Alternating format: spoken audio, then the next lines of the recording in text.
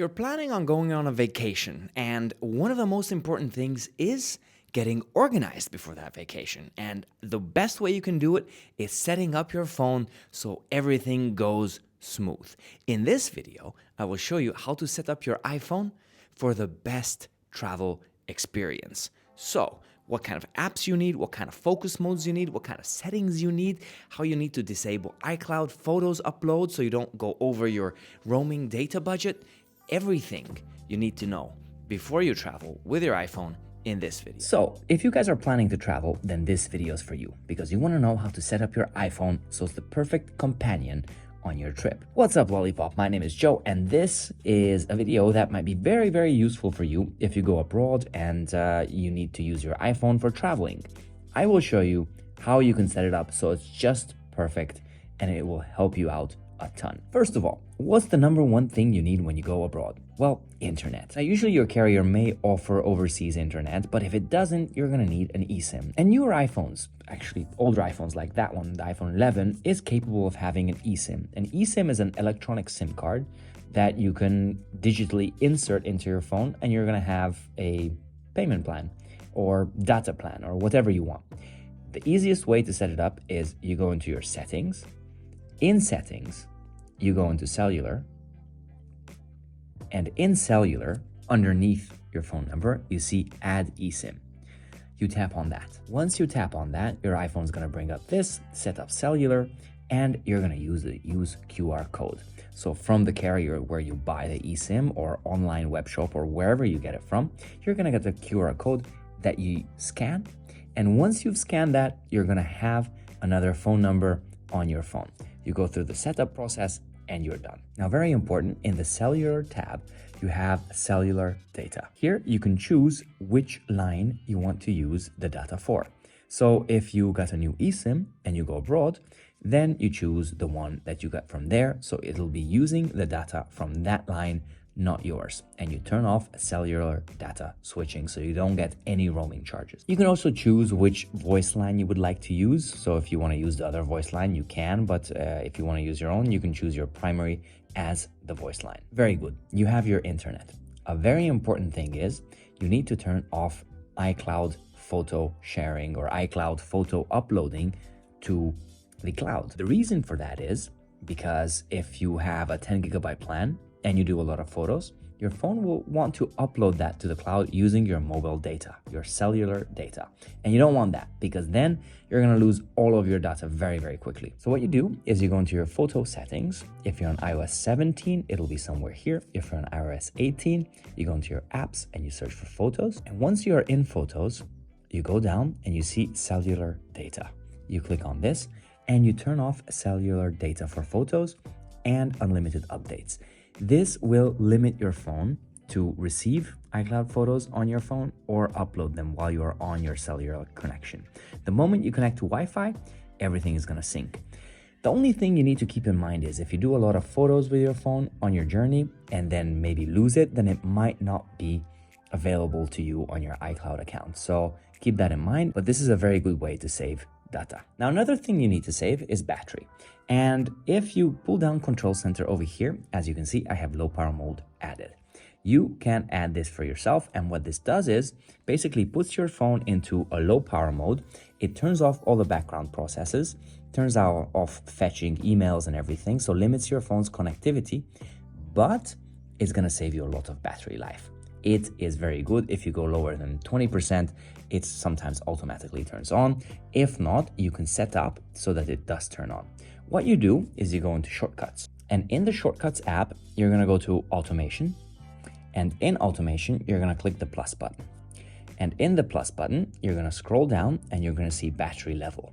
You tap on that and you choose at what percent you want battery saver mode to turn on. So I'm gonna say when it falls below 40% and run immediately. And then you click next and then you search for battery or low power mode. Set low power mode, turn low power mode on. Fantastic, you go done, and that's it. When your battery falls below 40%, it will automatically turn on. Now, if you put it on charge and you don't want to wait until 80% for it to turn off, you can do the opposite. You click plus, you go to battery level, and it goes above 75%, run immediately, next, and then you click, and then you search low power mode, and then instead of on, you say off, and then done. And when it goes above 75%, it will automatically turn off. This is a very useful feature in case you need to save your battery or you don't want to use your battery so much while you're on vacation, while you're traveling. Another important thing is, if you don't want to use too much data, is you go into your maps. And in your maps, you have the option to download a map. So in my maps, I'm gonna go to, for example, Madrid. And in Madrid, as you can see, I have the option over here to download. What this does is downloads the whole map to your phone. So you're gonna be able to use it even without cellular connection. And you can choose what specific area you want. You want like almost all of Madrid. It's gonna be 461 megabytes. And you click download.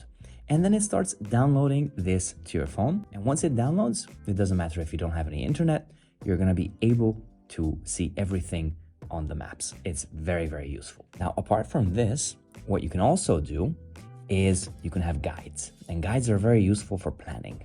So if you click on your profile picture, as you can see, I go into my library. And in my library, I have guides. And I have a lot of guides. For example, Ibiza favorite places.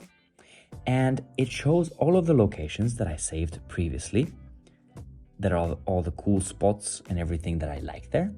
And you can very easily share this with your friends or wherever you want. You can edit it, you can add new things to it. And the way you do it is, as you can see, my maps just downloaded. And the way you add things to your guide, for example, I want to go to Satorreta. And I click on more, and then I go add to guides.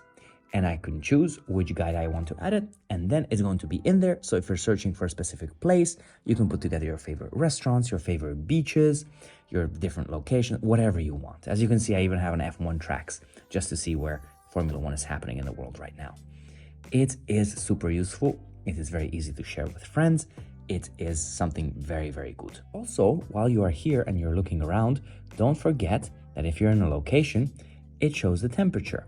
And you can click on this and it's gonna show the air quality and what temperature it is in that location right now. So it's very, very good for planning. Another good application for planning is called Tripit. And Tripit allows you to put together all your itinerary for a location. For example, I have this China trip over here that I went to.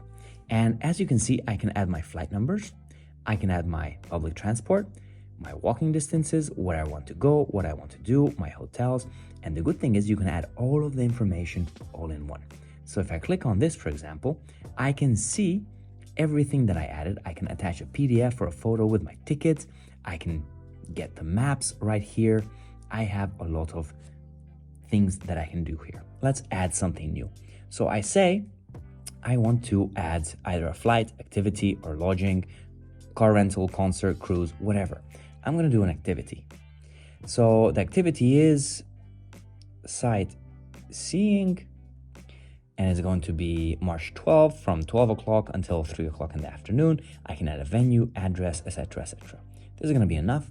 I go save, and as you can see, it added, whoops, I spelled it wrong, sightseeing over here at 12 o'clock. Oh, that's not really correct because it's before my flight, but you get the point.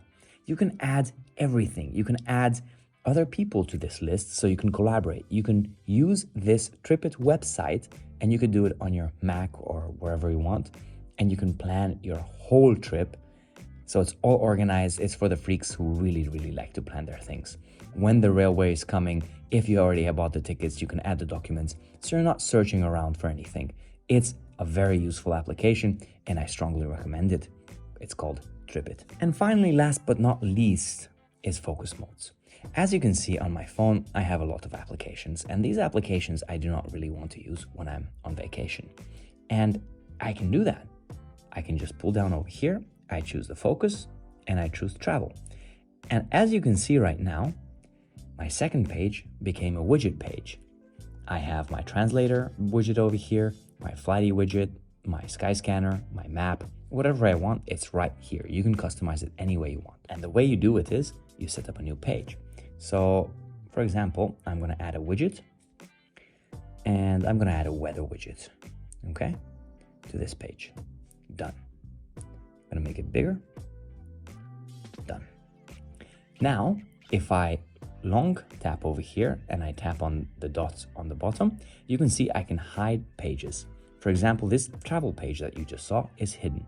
I'm gonna hide this one too because normally I don't care for that page. So it's not there anymore. But now I go into settings and then I go into focus. And then I say, I want to create a new focus. I'm going to create something custom. I'm going to name it travel to. And I'm going to go next. Customize focus. And in customize focus, you can customize your screens. So I can go choose and I can choose what screens I want visible. So I'm going to get my first page and I'm going to get this page. And I'm going to click done. And also you can add a filter. So in filters, you have a lot of options, but the main one is the low power mode. So when you're traveling, maybe when you put it in travel mode, you want it always in low power mode, your phone. So I added that filter, I added these screens, I quit from here. And as you can see, I still have my normal phone. And the moment I put it in travel to, which is here, my phone is in low power mode. And my second page is this. And as you can see, this page turns on automatically when travel to focus is on. Very good. It gave me a little notification. So this is how you can totally reorganize your phone and set it up with your favorite apps for travel. And then when you put it in travel mode, you're going to have just the applications that you need without any other clutter.